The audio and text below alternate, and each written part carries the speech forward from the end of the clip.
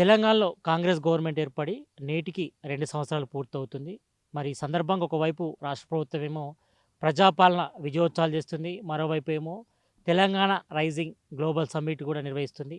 మరోవైపు ఏమో ఇటు ప్రతిపక్షాలేమో మరి ప్రజాపాలన వైఫల్య పేరుతో ఇప్పటికే బీజేపీ ఛార్జ్‌షీట్ కూడా విడుదల చేసింది. ఈరోజు ఇటు ఇందిరా పార్క్ వద్ద మహాధరణ కూడా నిర్వహిస్తుంది. మరోవైపు బీజేపీ నేతలు కూడా మరి రాష్ట్ర ప్రభుత్వం యొక్క 2 ఏళ్ల పాలనపై కూడా విమర్శలు చేస్తున్నారు. మరి బోగస్ హామీలు ఇచ్చారంటూ కూడా వాళ్ళంతా కూడా విమర్శలు చేస్తున్న పరిస్థితి. మరి తాజా రాజకీయాలు మరి కాంగ్రెస్ యొక్క 2 ఏళ్ల పాలనపై మనతో మాట్లాడేందుకు కాంగ్రెస్ సీనియర్ నేత మాజీ ఎంపీ అంజన్ కుమార్ యాదవ్ ఉన్నారు. వాళ్ళతో మాట్లాడదాం. అన్న నమస్తే. నమస్తే. తెలంగాణలో కాంగ్రెస్ గవర్నమెంట్ ఏర్పడి 2 సంవత్సరాలు పూర్తయింది కదా. పూర్తయింది. మరి ఈ 2 ఏళ్ల పాలనపై ఏం చెప్తారు మీరు? 2 ఏళ్ల పాలన మంచి పరిపాలన సాగింది. 2 ఏళ్ళు ప్రజలకు అందుబాటులో ఉండి రాష్ట్ర ముఖ్యమంత్రి నిరంతరం ప్రజలు తిరుగుతుండు. రోజు ఒక జిల్లా తిరుగుకుంటూ వస్తుండు కదా. ఎప్పుడు ఉట్టిగా ఉండలేదు కదా. మంచిగానే ఉంది. మంచి పాలన ఉంది. సన్న బియ్యం కానీ, రేషన్ కార్డులు కానీ, ఇందిరమ్మ ఇండ్లు ఏది తీసుకున్నా మంచిగా సాగుతూ వచ్చింది. సాగింది 2 ఏళ్ల పాలన. కథం ఇంకేంది. ఒకవైపు ఇటు బీజేపీ ఏమో బీఆర్ఎస్ కూడా ఇదంతా కూడా వైఫల్యాల సర్కార్, మొత్తం 420 హామీలు ఇచ్చారు, ఎక్కడ కూడా పూర్తి స్థాయిలో 6 గ్యారెంటీలు అమలు కాలేదని విమర్శలు చేస్తున్నారు. ఎవరు చేస్తున్నారు? బీజేపీ బీజేపీ వాళ్ళకేం తెలుసు. ఏడ పడితే ఆడ ఓటు చోరీ గద్దీ చూడు అని మా నాయకులు చెప్తా ఉన్నారు. మొన్న బీహార్లో చేసిర్రు. అడ్డగోలుగా పైసలు ఇచ్చి ఓటుకు 10,000 మహిళలకు ఇచ్చి ఎలక్షన్లు కొట్లాడి అందగోళం మహారాష్ట్రలో, హర్యానాలో అన్నీ కూడా చేస్తారు. ఎప్పుడు వాళ్ళు అపోజిషన్ అదే మాట్లాడతారు. మంచి చేస్తే చెడ్డ చెప్తారు. సమయందా అలా అలా తత్వమే అది. దానికి మేమేం చెప్పాలి. మంచి చేస్తే ఓర్వలేరు. అది ఓర్వజాలని బీజేపీ. అంటే బోగస్ హామీలు ఇచ్చారు, ఎక్కడ కూడా హామీలు నెరవేర్చలేదు, 5 గ్యారెంటీలు కూడా పూర్తి స్థాయిలో అమలు కావట్లేదు అంటూ కూడా బీజేపీ బీఆర్ఎస్ నేతలు ఆరోపిస్తున్నారు. అన్నీ ఒక్కొక్కటి అన్నీ పూర్తి చేసారు. అన్నీ చేయలే. బస్ ఫ్రీ ఇచ్చారు కదా. రైతు రుణమాఫీ, 60,000 ఉద్యోగాలు ఇచ్చారు. ఎన్ని వేలు ఉద్యోగాలు రాగానే ఇచ్చింది కదా. అన్నీ చేసుకుంటూ ఒక్కొక్కటి కూడా అన్నీ చేస్తారు. ఇచ్చిన హామీలన్నీ అన్నీ చేస్తారు. ఇంకా ముందుకు బాగా చేస్తారు. చూస్తున్నారు. 9 డిసెంబర్ మా సోనియా గాంధీ గారి బర్త్డే ఉంది. అదేవిధంగా ఇంకేమో రేపు ఎల్లుండి ప్రోగ్రామ్స్ ఉన్నాయి పెద్ద ఎత్తున. అవన్నీ తెలంగాణ రైజింగ్ గ్లోబల్ సమ్మిట్ అది 2 రోజులు ఉంది. ఆ సమ్మిట్ కూడా దేశ విదేశాల నుంచి భారతదేశంలో వేరే రాష్ట్రాల ముఖ్యమంత్రులు, ప్రధానమంత్రికి ఇన్వైట్ చేయడం జరిగింది. మా రాహుల్ గాంధీ గారికి ఇన్వైట్ చేసి, ఖర్గే గారికి, ముఖ్యమంత్రి గారు పోయి చెప్పొచ్చారు కదా. ఇవన్నీ మంచిగా అవుతున్నాయి. గ్లోబల్ సమ్మిట్ పేరుతో ప్రజాధనాన్ని దుర్వినియోగం చేస్తున్నారు, మొత్తం దోచుకుంటారంటూ కూడా బీఆర్ఎస్ నేతలు ఆరోపిస్తున్నారు. గ్లోబల్ సమ్మిట్తో దోసుకునే అవసరం ఏమొచ్చింది? రాష్ట్ర ముఖ్యమంత్రి రాజు ఆయన గ్లోబల్ సమ్మిట్ చేస్తుండు. దాన్ని దోసుకుంటే ఎట్లా వాళ్ళని జోలకి చెవులు పెట్టి గుంజుకుంటురా? ఏం దోచుకుంటారు? ఒకటి చెప్పు మన దోచుకుంటున్నారు. ఫ్యూచర్ సిటీ పేరుతో రియల్ ఎస్టేట్ దందా చేస్తున్నారు, మొత్తం ఎక్కడికక్కడ భూములు అమ్ముకుంటున్నారంటూ కూడా బీఆర్ఎస్ నేతలు ఆరోపిస్తున్నారు. ఒకవైపు ఇటు పారిశ్రామికలకు సంబంధించి కూడా పాలసీ కూడా తీసుకొచ్చారు, హీల్ట్ పాలసీ. ఆ పేరుతో మొత్తం రాష్ట్ర ప్రభుత్వం యొక్క భూములన్నీ కూడా చూపుతున్నారంటూ కూడా విమర్శలు చేస్తున్నారు బీఆర్ఎస్. ఎవరు మొన్న దాకా 10 ఏళ్ళు వాళ్ళు ఏం చేసారు?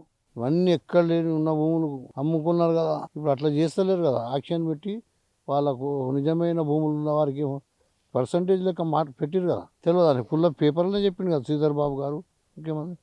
ఇంకేంది అందులో లూట్ ఏముంది? ఎక్కడ లేకుండా ఏడికేని వాటి ఏడ ఉంచిరా ఒక్క భూమైనా 10 ఏళ్ళలో ఎక్కడిదక్కడ దోసుకున్నారు. ఇంకా కాంగ్రెస్కి ఉంచిరేమని అది కదా. అవన్నీ అబద్ధపు మాటలు, వాళ్ళకు ఓర్వజాలని మాటలు.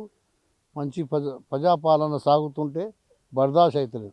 ఈ హీల్ట్ పాలసీ పేరుతో ప్రభుత్వ భూములు అమ్మచెప్తున్నారు, తక్కువ ధరకే ఇటు సీఎం రేవంత్ రెడ్డి బంధువులకు అప్పచెప్తున్నారు, తక్కువ ధరకే అమ్ముతున్నారంటూ కూడా బీఆర్ఎస్ నేతలు బీజేపీ నేతలు ఆరోపిస్తున్నారు. దాని మీద ఏమంటారు? మా దృష్టికి రాలే. అట్లా ఏడ జరగలే.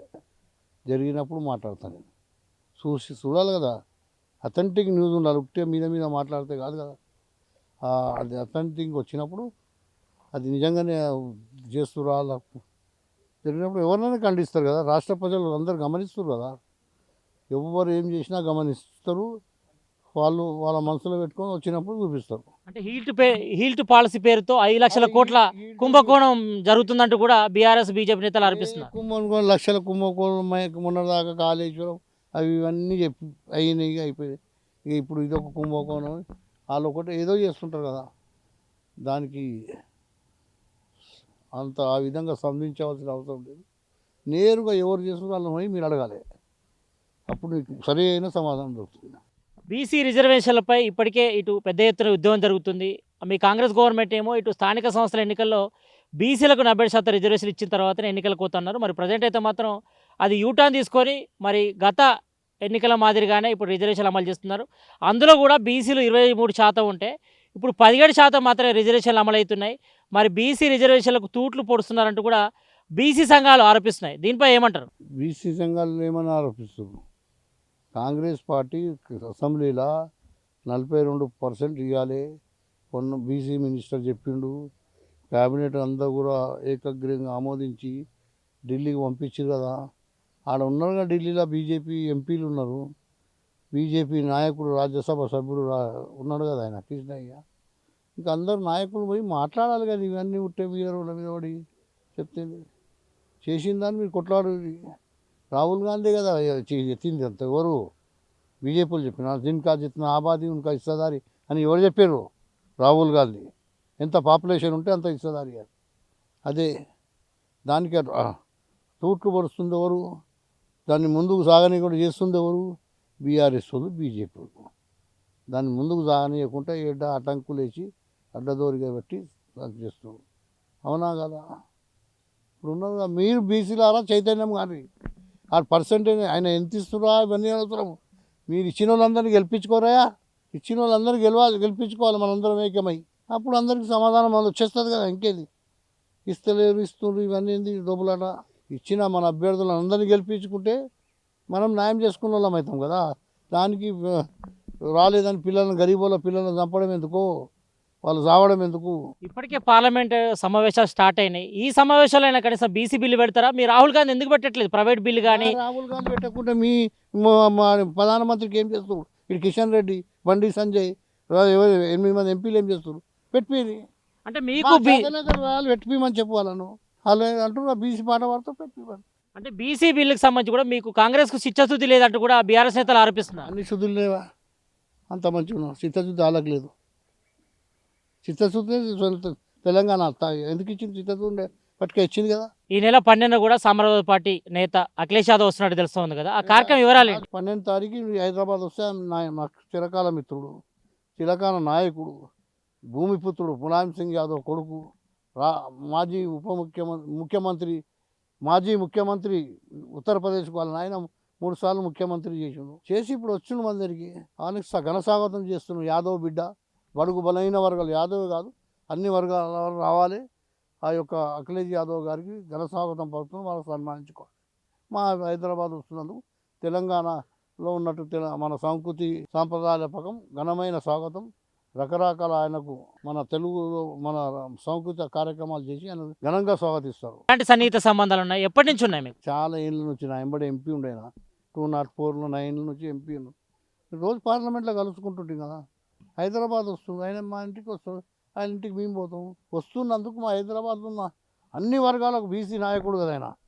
సమాజ్వాదీ పార్టీ, అది సమాజం యొక్క పార్టీ, సమాజ్వాదీ పార్టీ రాష్ట్రీయ అధ్యక్షుడు. దేశం నేషనల్ పార్టీ, అది గల్లీ పార్టీ కాదు, నేషనల్ పార్టీ ముఖ్యుడు వస్తుడు, ఆ చీఫ్ వస్తుంది. దాని చీఫ్ వస్తే మన యాదవ్నిగా నా ధర్మత హైదరాబాద్ గడ్డ మీద, తెలంగాణ గడ్డ మీద, మన పార్లమెంట్ గడ్డ మీద దిగుతున్నందుకు మేము ఘనంగా స్వాగతం చెప్తున్నాము.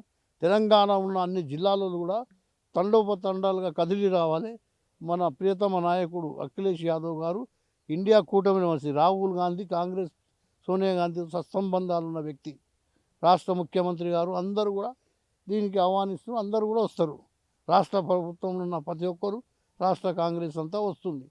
దయచేసి అందరూ కూడా మీ ద్వారా నా యొక్క విన్నపం, అందరూ రావాలి, ఇక్కడ వచ్చి భోజనాలు స్వీకరించాలి. అఖిలేష్ యాదవ్ గారు మీరు కూడా అందరూ వచ్చి భోంచేసి దీవెనలు ఇవ్వాల్సిందిగా ప్రార్థన. ఇప్పుడు పార్టీ ఫిరాయింపులకు సంబంధించి త్వరలోనే ఖైరతాబాద్ ఉప ఎన్నిక వస్తుందంటే కూడా ఒక టాక్ వస్తుంది. దీనిపై ఏం చెప్తారు మీరు?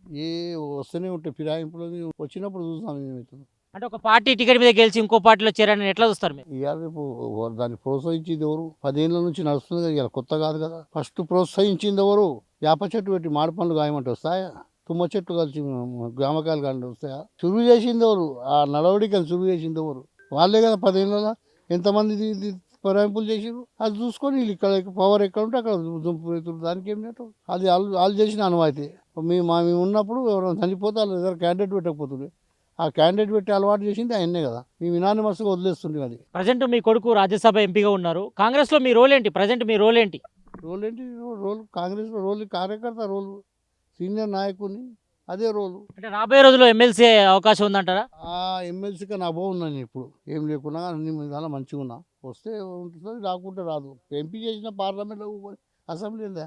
అంటే మరి గతంలో కూడా మీరు ఒకటి చెప్పారు, నన్ను మంత్రివర్గంలోకి తీసుకోవాలి, ఎమ్మెల్సీ చేసి మంత్రివర్గంలో తీసుకోవాలి, బీసీల నుంచి ఒకరు కూడా లేరు ఈ గవర్నమెంట్లో అని చెప్పారు కదా. అది చెప్పినా అప్పుడు చెప్పినా ఇక మీరు ఆలోచించుకొని రోజు చెప్తుంటుంది.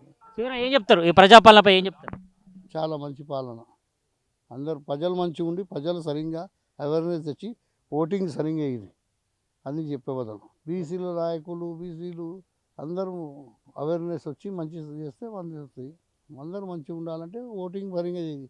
మొత్తానికైతే ఇటు కాంగ్రెస్ 2 ఏళ్ల పాలనపై మరి ప్రజలంతా కూడా సంతృప్తికరంగా ఉన్నారు. మరి అన్ని గ్యారెంటీలు కూడా అమలు చేస్తున్నాం. మరి ఇటు బీజేపీ బీఆర్ఎస్ నేతలు అడ్డగోలు మాటలు మాట్లాడుతున్నారు. మరి గతంలో బీఆర్ఎస్ గవర్నమెంట్ మరి రాష్ట్రాన్ని మొత్తం కూడా దోచుకుంది. మరి తెలంగాణలో కాంగ్రెస్ గవర్నమెంట్ ఏర్పడిన తర్వాత సీఎం రేవంత్ రెడ్డి సర్కార్ అందరికీ అభివృద్ధి ఫలాలు అందిస్తున్నారు. మరి ఈ 2 ఏళ్ల పాలన కూడా చాలా సంతృప్తికరంగా ఉందని కూడా మాజీ ఎంపీ అంజన్ కుమార్ యాదవ్ చెప్తున్నారు.